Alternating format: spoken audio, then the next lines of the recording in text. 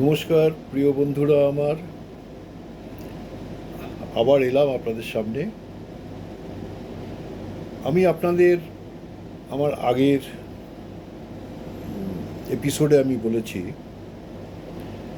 যে আমি এই নতুন যে তিনটে ক্রিমিনাল ল হয়েছে, সিআরপিসি, আইপিসি এবং এভিডেন্স অ্যাক্ট বাতিল করে যে তিনটে আইন হয়েছে, সে তিনটে আইনের উপর আমি বলা খালি উপক্রমণিকা করেছিলাম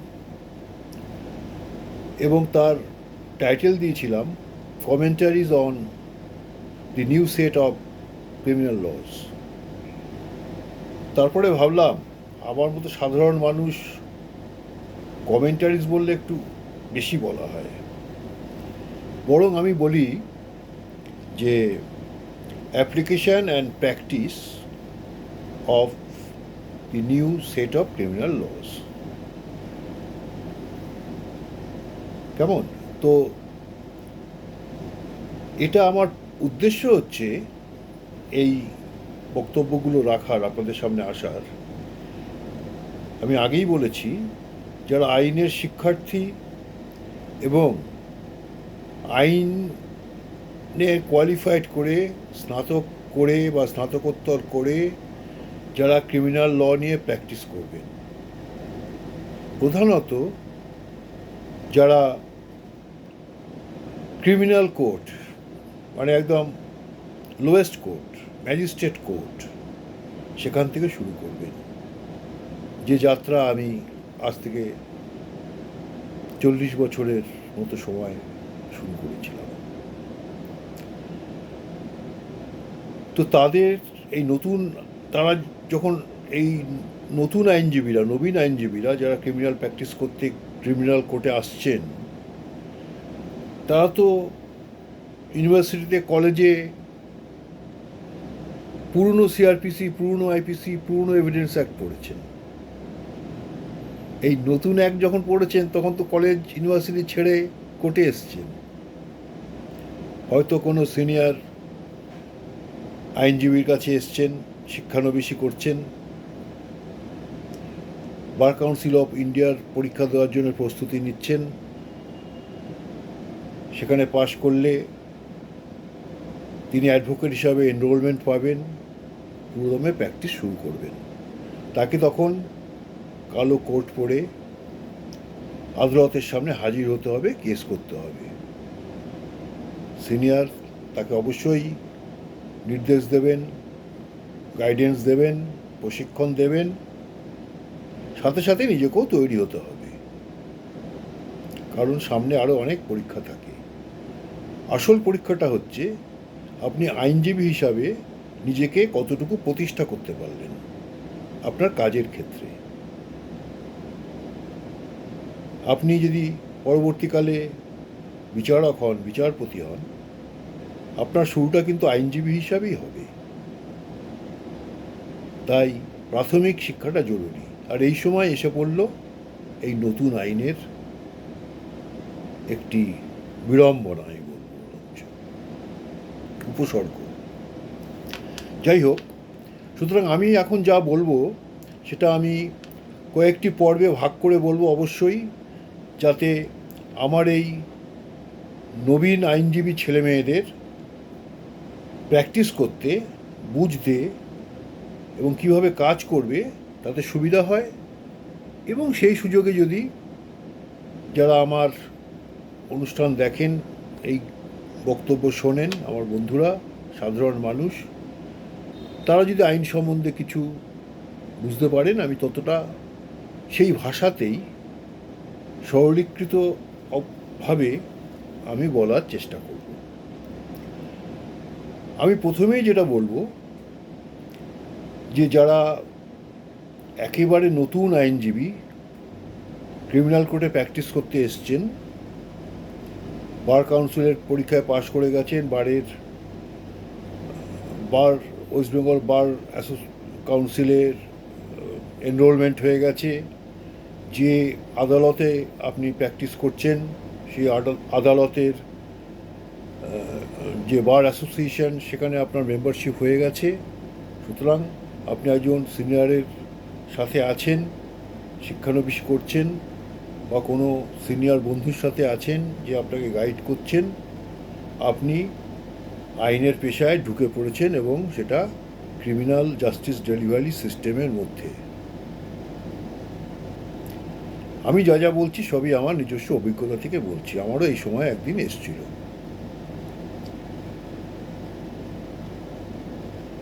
আপনারা যে সমস্ত ছেলেমেয়েরা এখন এসছেন এই অবস্থায়, ক্রিমিনাল কোর্টে আসলে আপনি দেখতে পাবেন কী ধরনের কেস এখানে আসছে।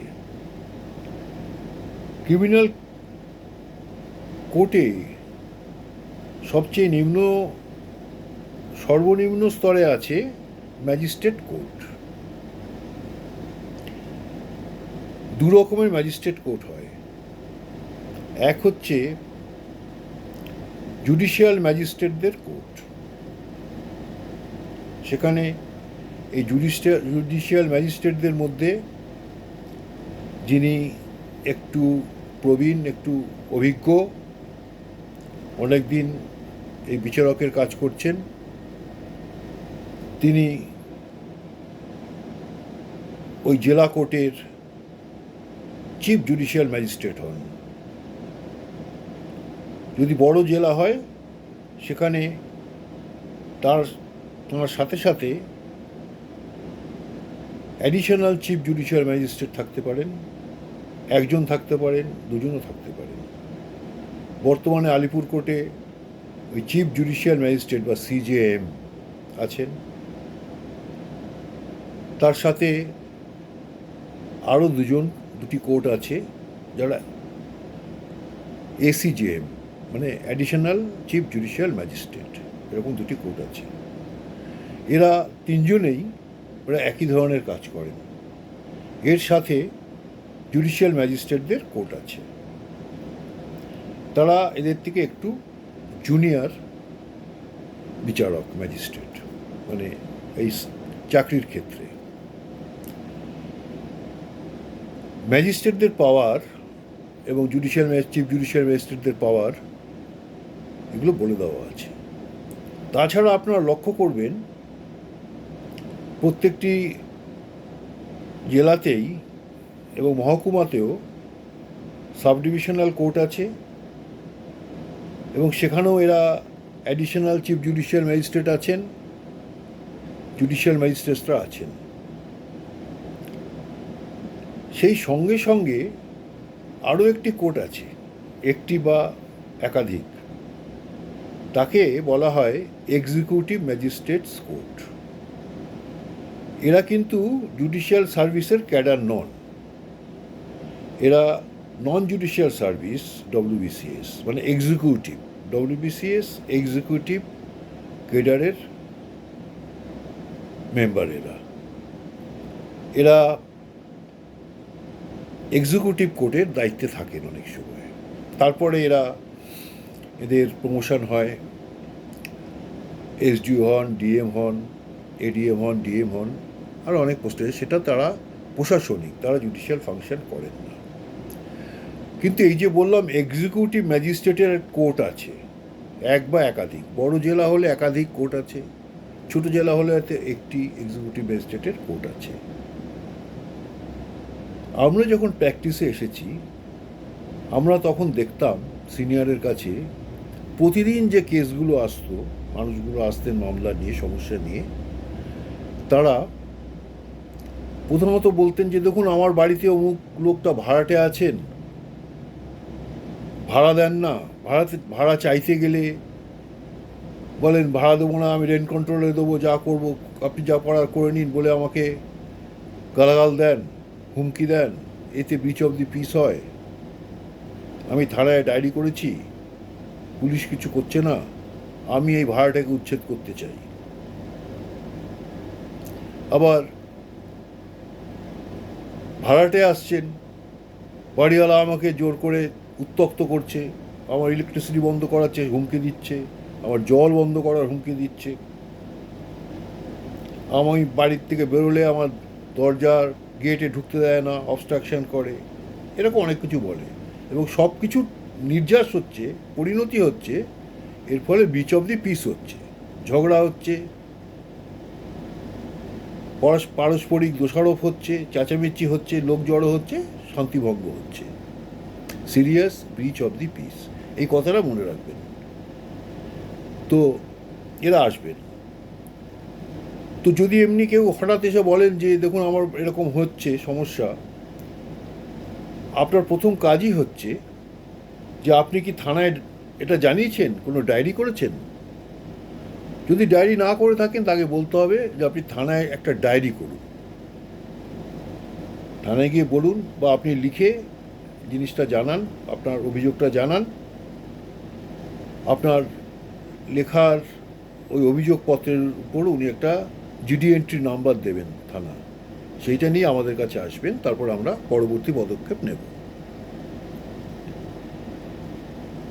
এবার ডায়েরি করে যখন আসবেন, বা আরেকজন এসছেন, তিনি ডায়েরি করেই এসছেন, বলে থানায় গেছিলাম, থানা বললো কিছু হবে না, আমি গিয়ে দেখলাম যে আমার অপর পক্ষ, যার সাথে আমার ঝগড়া, সেও থানায় গেছে, এবং তাকেও ডিউটি অফিসার বলছেন থানাতে যে আপনিও ডায়েরি করে যান, এবং দুপক্ষকেই বলছেন দেখুন এখন কোনো ঝামেলা করবেন না, আপনার কোর্টে গিয়ে কোনো অর্ডার নিয়ে আসুন, তাহলে আমরা যাব। এই অবস্থা আপনার কাছে এসছে। সেক্ষেত্রে আপনি তাকে কি অ্যাডভাইস করবেন? আজকালকার মানুষ, অনেক ক্লায়েন্টসরা, তারা অনেকটাই জানে, অনেক কিছু জানে। তারা বলবে যে দেখুন ওখানে আমাকে থানা থেকে বলে দিল একজন যে আপনি একটা 144 করে আন, 144 সিআরপিসি, 144 সিআরপিসিতে একটা প্রভিশন এই সেদিন অবধি চালু ছিল, সিআরপিসি বাতিল হয়ে গেল, সেটা উঠে গেল, তার জায়গায় 144 সেকশন 144 জায়গায় কী এলো?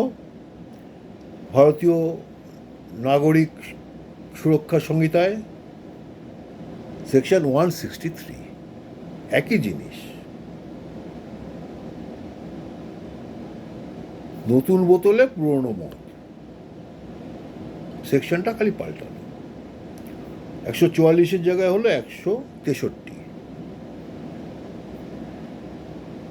তো আপনার কাছে আসবে, আপনি তখন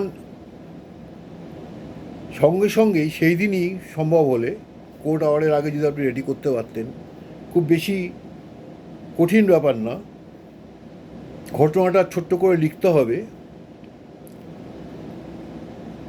তার একটা ফরম্যাট আছে, ফরম্যাট যে কোনো আমাদের যে সমস্ত বই আছে, ড্রাফটিংয়ের যেসব বই থাকে তার মধ্যে এই ফরম্যাটগুলো আছে, বা আপনার সিনিয়র বা আপনার যারা বন্ধু একটু আগে প্র্যাকটিস করেছেন, এগুলো করেছেন, তারা আপনাকে এটা দিয়ে দেবেন।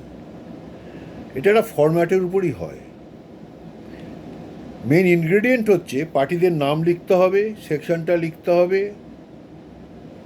আর লিখতে হবে ঘটনাটা ছোট্ট করে, যেখানে ডিসক্লোজ করতে হবে যে ঘটনাটা ঘটেছে তাতে ব্রিচ অফ দি পিস হয়েছে, serious breach of the piece হয়েছে, এবং further breach of this piece হওয়ার সম্ভাবনা আছে, এবং আরও কিছু হতে পারে, আরও ভয়ঙ্কর ব্যাপার হতে পারে, রায়ট, অ্যাপ্রে, এসবও হতে পারে। Apprehension of serious breach of the piece আছে, হয়েছে, এবং আগামী 2-1 দিনের মধ্যে আরও ভয়ঙ্কর সিরিয়াস ব্রিচ অফ দি পিসের ঘটনা ঘটতে পারে। সুতরাং কোর্টের কাছে, এই জন্য আমি এসেছি আদালতের কাছে, এই প্রার্থনা নিয়ে আপনি ইন্টারফেয়ার করুন, আপনি পুলিশকে একটা ডাইরেকশন দিন যাতে সে অপর পক্ষকে কোনো ব্রিচ অফ দি পিস করার থেকে রেস্ট্রেন করে, দেখে যাতে কোনো ব্রিচ অফ দি পিসের ঘটনা না ঘটে, আর একটা এনকোয়ারি করে আপনাকে একটা রিপোর্ট দেয়। এই হচ্ছে ঘটনা বলে আমি থানায় জানিয়েছি, এই হচ্ছে তার ডায়েরি নাম্বার বলে দেওয়া হয়। দিলে পরে সেই দিনই আপনি কোর্টে ওটা ফাইল করবেন। ম্যাজিস্ট্রেট সাহেব, এক্সিকিউটিভ ম্যাজিস্ট্রেট, তার অনেক এক্সিকিউটিভ ওয়ার্ক থাকে অন্য, তিনি হয়তো বেলা 1টা 1:30 এরকম সময় বসেন, দেখবেন আপনি এরকম অনেক পিটিশন জমা পড়ছে। আমরা যখন প্রথম যাই, এই দিয়েই আমরা হাত পাকিয়েছি, এই কেস দিয়ে। ওই কেসটা ডাক হবে, আপনার ক্লায়েন্ট থাকবেন, আপনি উনি উঠে দাঁড়াবেন, দাঁড়িয়ে আপনি বলে দেবেন যে এই হয়েছে, এই দেখুন স্যার ডায়েরি করেছি, আর এই যে দেখুন আমি ভাড়াটে হলে ভাড়ার রসিদ, বাড়িওয়ালা হলে তার বাড়ির দলিল, ট্যাক্সের রসিদ, এসব দেখাবেন। বলবেন স্যার কিছু হচ্ছে না, আপনি একটা স্পেসিফিক অর্ডার দিন। একটা অর্ডার হবে, যে অর্ডারটা হবে, প্রথমে একটা অর্ডার হবে রাবার স্ট্যাম্প, একদম তাতে লেখাই থাকে রাবার স্ট্যাম্পের মধ্যে ওসি বলে গ্যাপ, সেখানে কোন থানা সেটা লেখা থাকবে। এবার রাবার স্ট্যাম্পে প্রিন্ট করা রয়েছে, to enquire and report by and to see that no breach of the peace takes place. ফার্স্টে থাকবে to see that no breach of the peace takes place in the schedule. আপনার যে ঠিকানা যেখানে ঘটনা ঘটছে সেটাকে আলাদা করে শিডিউল করে দিতে হবে। আর and to enquire and report বলে একটা গ্যাপ থাকবে, মানে সেখানে ডেটটা পরের ডেট ফিক্স আপ হবে। তারপরও যদি মনে করেন যে কোনো স্পেসিফিক আলাদা করে কিছু অর্ডার দেওয়ার দরকার, তখন উনি পেনে লিখে দেন ওই রাবার স্ট্যাম্পের অর্ডারের পরে, রাবার স্ট্যাম্প অর্ডার তো হবেই ওইটুকু, and to see no wrongful and illegal acts take place in the schedule premises.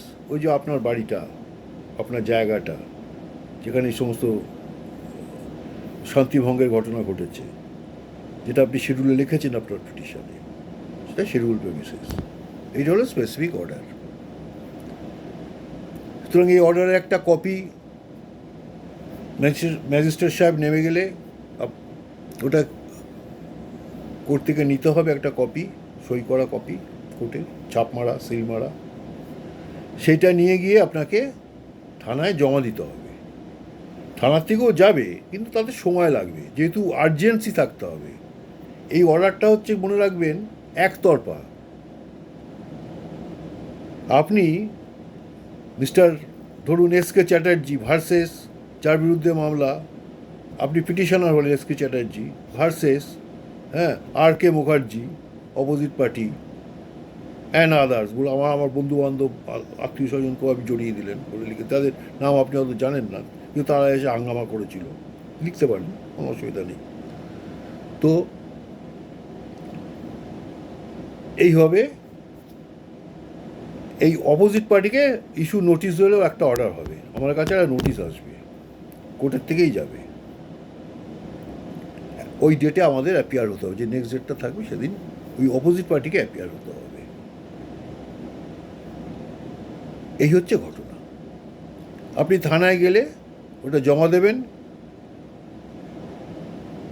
থানার বড়বাবু ওসি, তিনি তার কাছে ওটা যখন প্রেস করবেন, তখন ওর থানার স্টাফ, উনি একজন অফিসারকে এটা এন্ডোর্স করবেন এনকোয়ারি করার জন্য এবং অর্ডারটা প্রমালগেট করার জন্য, মানে অপোজিট পার্টিকে ডেকে বলে দেবেন। আমি যদি অপোজিট পার্টি হই, আমাকে ডেকে বলে দেবেন, বা যাবেন স্পটে, এ দেখুন এখানে 144 এই অর্ডার করেছেন ইনি, এখানে কিন্তু আপনারা শান্তিভঙ্গ করবেন না, এখানে আপনারা কিছু আইন হাতে নেবেন না, কিছু করবেন না, এই মামলা হয়ে গেছে, আপনারা যা বলার কোর্টে গিয়ে বলবেন। এরপর ওই ডেটে যাকে এনকোয়ারি করতে দেবেন, থানার বড়বাবু, তিনি একটা রিপোর্ট পাঠাবেন। আর অপরপক্ষ মানে আমি জেনে গেলাম, আমারও কাজ হবে ওই দিন গিয়ে হাজির হয়ে যাওয়া, এবং আমাকে শোকজ করেছেন যে কেন এই অর্ডারটা হবে না, তোমার বিরুদ্ধে হবে না, তোমার উপর লাগু হবে না। আমি ইচ্ছা করে বলতে পারি, তার একটা জবাব দিতে পারি, শোকজ আমাকে করতে বলা হয়েছে, যে কেন এই অর্ডারটা মেনটেনেবল হবে না, অর্ডারটা সাস্টেন করবে না। আমি তখন আমার উকিলবাবুর কাছে যাব, তিনি একটা অ্যাপিয়ার করে বলে দেবেন যে এই অর্ডার সব বানানো মিথ্যা গল্প বলেছে স্যার, কিচ্ছু হয়নি, ও কিচ্ছু হয়নি। যাই হোক, তারপর হয়তো একটা ডেট পড়বে, এবং সেই ডেটটা ওই প্রথম যেদিন অর্ডার হয়েছিল সেই অর্ডারের 60 দিন পরে হয়, তাহলে এই কেসটার আর কোনো লাইফ থাকবে না। এই 60 দিন হচ্ছে স্ট্যাটুটরি পিরিয়ড। যদি প্রথম দিন ফাইলিংয়ে, যেটা একতরফা অর্ডার হয়েছিল পিটিশনের ভিত্তিতে, সেই অর্ডারের 60 দিন পেরিয়ে গেলে আর কোনো এই কেসের আর কোনো লাইফ থাকবে না। এক্সিকিউটিভ ম্যাজিস্ট্রেটের তিনি ফাংটাস অফিসিও হয়ে যাবেন, ফাংটাস অফিসিও। তিনি আর কিছু করতে পারবেন না। কেসটা ড্রপড অ্যান্ড ফাইল করা ছাড়া, এবং ওই অবজারভেশন দিয়ে যে statutory period is already over, so case is dropped and ফাইলড। এই যে 2 মাস টাইম, এই 60 days টাইম, এই 144গুলো করার উদ্দেশ্যই হচ্ছে যে সমস্ত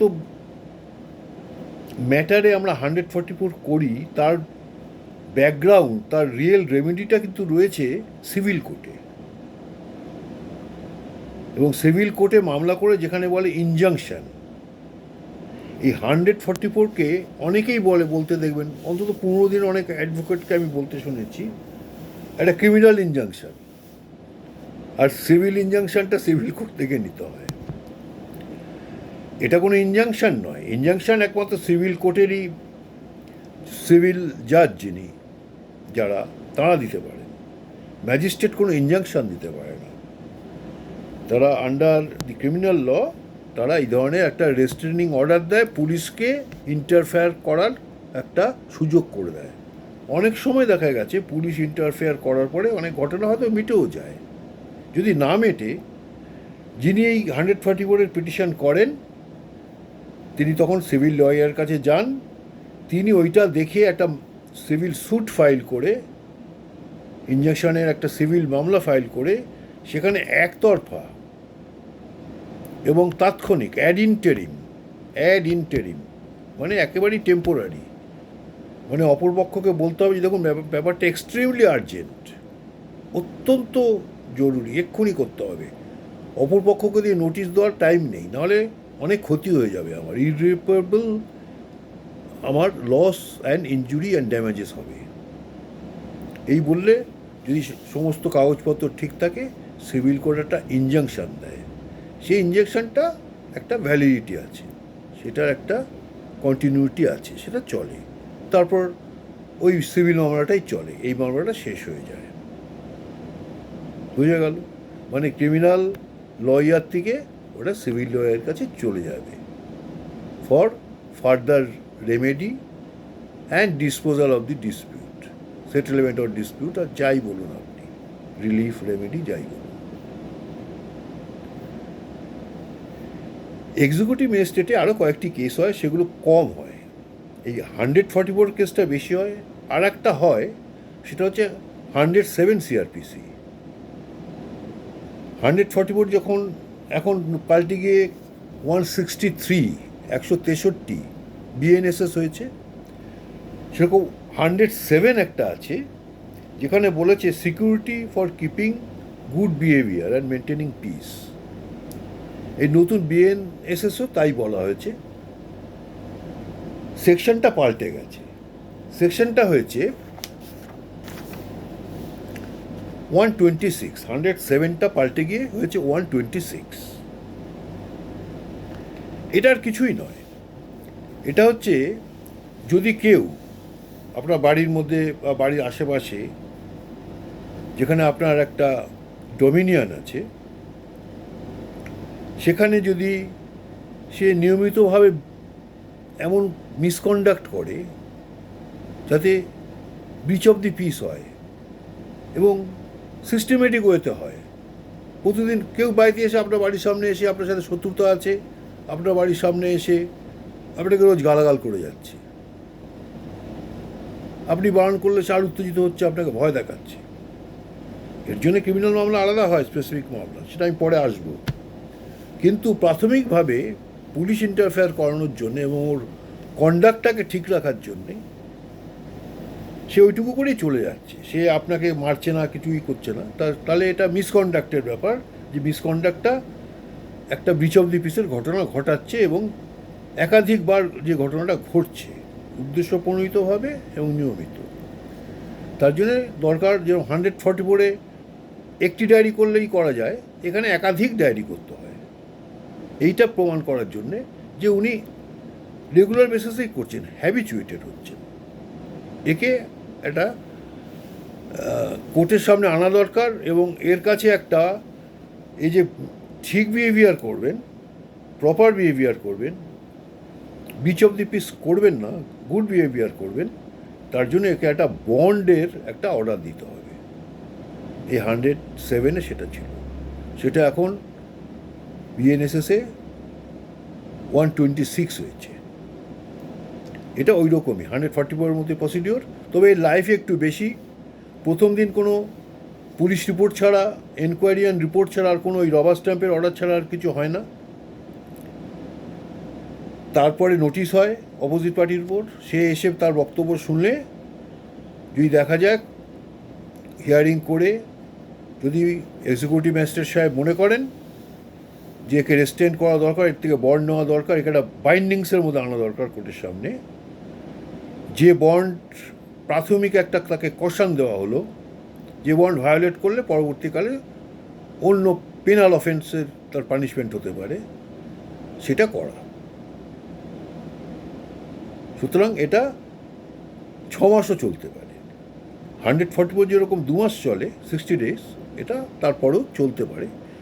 নির্ভর করে পুলিশ কি রিপোর্ট দিচ্ছে। আপনি তো মামলা করেছেন, আপনার উপরে পুলিশ কি রিপোর্ট দিয়ে যদি বলে হ্যাঁ ইনি যা যা বলেছে এগুলো ঠিক, এগুলো হচ্ছে, একে বাউন্ড ডাউন করা দরকার, এই অপোজিট পার্টি যার বিরুদ্ধে অভিযোগ তাকে বাউন্ড ডাউন করা দরকার, এর থেকে বন্ড নেওয়া দরকার আদালতের, এক্সিকিউটিভ ম্যাজিস্ট্রেটের, তখনই এটা বিচারটা হবে এবং বন্ডের অর্ডার হবে। তিনি তাকে আসতে হবে, তাকে বন্ড দেবে, এই হবে, তারপরে মামলা শেষ হয়ে যাবে। তো আজকে এই অবধি থাক। এরপরে আমরা আরও পরবর্তী গুরুত্বপূর্ণ চ্যাপ্টারে আসবো, যেগুলো আমাদের প্রতিদিন ক্রিমিনাল কোর্টে যে কাজ নিয়েই আমাদের থাকতে হয় বেশি ব্যস্ত, এবং যেখান থেকেই আমাদের রুটি রুজির প্রাথমিক দিকটা শুরু হয়, যেটা রপ্ত করলে, এবং যে কাজগুলো অনেক হয়, অনেক করার সুযোগ আছে, হাত পাকানোর জন্যে যারা শিক্ষানবিশ আইনজীবী, তাদের পক্ষে এগুলো আমার মনে হয় উপকারী হতে পারে। তো এই আমার এই এপিসোডগুলো এখন যাবে এই টাইটেলে, যে application and practice of the new set of criminal law. ধন্যবাদ, সবাই ভালো থাকবেন, নমস্কার, চলি।